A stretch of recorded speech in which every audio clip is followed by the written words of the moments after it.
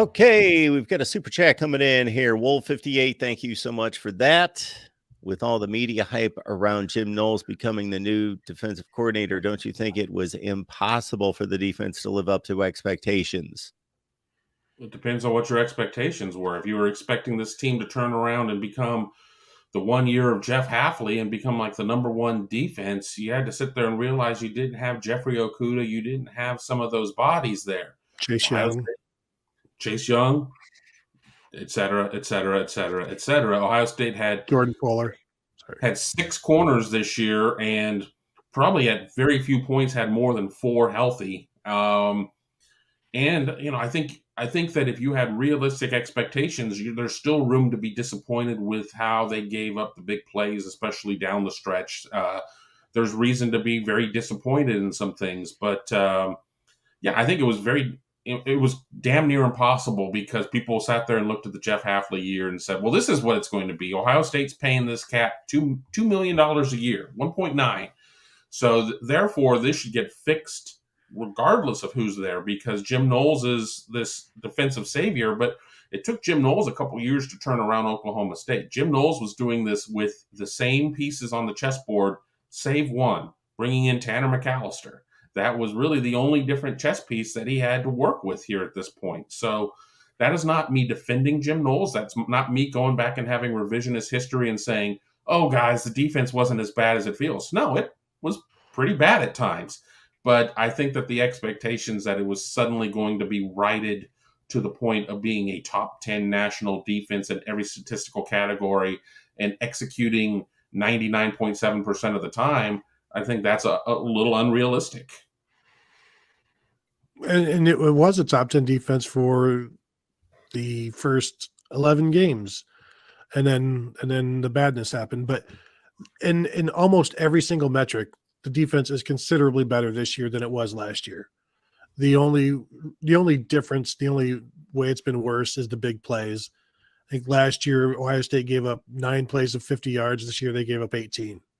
And that's the bulk of the disasters. And this defense still gave up fewer yards per play than last year's defense.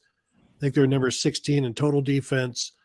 They give up fewer points per game this year than last year. So like every metric except for pass efficiency and big plays, this defense is much better than it was last year. And so, yeah, but I think what you didn't expect is for what happened in the last 2 games with the big plays. Everything else, I think the defense lived up to realistic hype.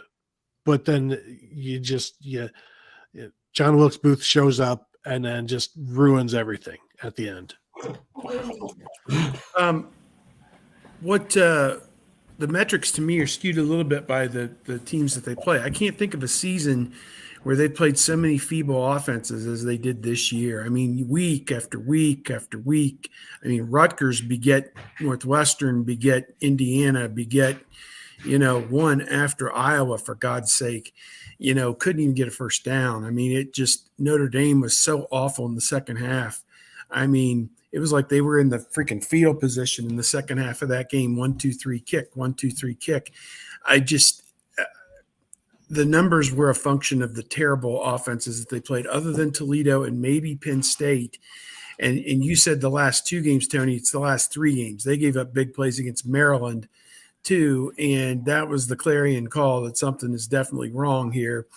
And Michigan, which isn't even known as a big play team, had 5 of them against them. I guess to me, I've watched football my entire life. I'm 54 years old, and I'm old enough to remember that the Browns played the prevent defense and always found a way to prevent themselves from winning games by playing the prevent defense. I would have liked to have seen the prevent defense for Ohio State. I harp on that play against Michigan. I mean, you've got them backed up in their own end. It's 3rd and 9. Play underneath. Let them catch it for 6 yards. Have them punt the football. I mean, this is the Ohio State-Michigan game. This is how this game's been played, for time in memoriam. This is how this game's played, like this. And instead, you tried to force the issue with Michigan, and you got burned. And then Georgia, he puts Lathan Ransom on an island for some reason. Boy, he showed how great he was on an island against Michigan, didn't he? with getting beat and getting beat and getting beat, and he got beat again, and an 11-point lead goes down, after the 2-point conversion to 3, and the entire momentum inside the building has shifted 180 degrees from Ohio State to Georgia, and it was just a matter of time at that point. So that you were going to lose that game, and obviously, not having Marvin Harrison in the fourth quarter, was huge, but the guys like the wizard behind the curtain or whatever, I call him Admiral Kilbride from NCIS Los Angeles because he bears a striking resemblance to Gerald McRaney. But you're gonna have to show me, bro. You can't lose games like this. He can go through some 10-minute diatribe about, I'd do it again. I just needed to teach him better. Bullshit. I'm not buying that. That's not sound defense. That's not sound football. It's just not. I've been watching football my entire life. That's just not sound football. I mean, had they taken that lead from 11 down to 3 and it took them 6 minutes to do it, no problem. But they did it mid early the fourth quarter. It was obvious where everything was headed. I mean, if they'd done that with 3 minutes to go in the game and then you only needed 1 or 2 first downs to salt the thing away, I could have lived with that, but not the way it turned out.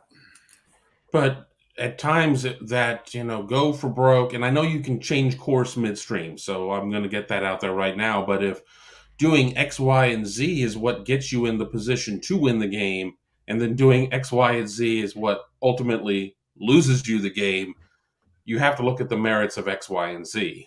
I think, though, that X, Y, and Z can get you to a certain point, and then maybe A, B, and C need to be instituted as you're trying to hold on for dear life. And you don't necessarily want the ball to play you. You want to play the ball.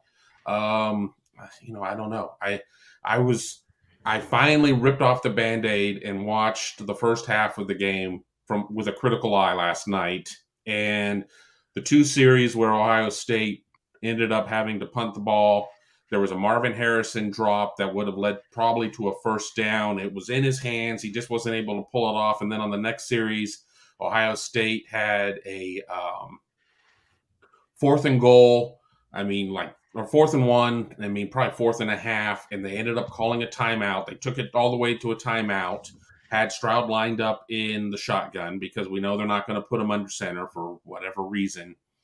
And then they come back and then they have an illegal shift because Mitch Rossi was in motion and ended up making it 4th and 6, and they ended up having to punt the ball. And I'm not necessarily saying that Ohio State was guaranteed scoring points on either of those series, but the way Ohio State was moving the ball, Ohio State certainly probably could have gotten at least 3 points out of one series or the other series. And in a game that you lose by 1, that's certainly critical. And it's very easy with the gift of hindsight to go back and look at some of these things. But, there have been a lot of people who've been very critical of Noah Ruggles missing the kick. There were a multitude of plays that put Ohio State into that position. And, this is the first opportunity I've had to kind of go back and as it must be 12 o'clock in central Ohio as the sirens are going off, going back and watching some of these missed opportunities that Ohio State had. And I say all of that while still saying credit to Georgia. Georgia played a tremendous quarter of football in the fourth quarter.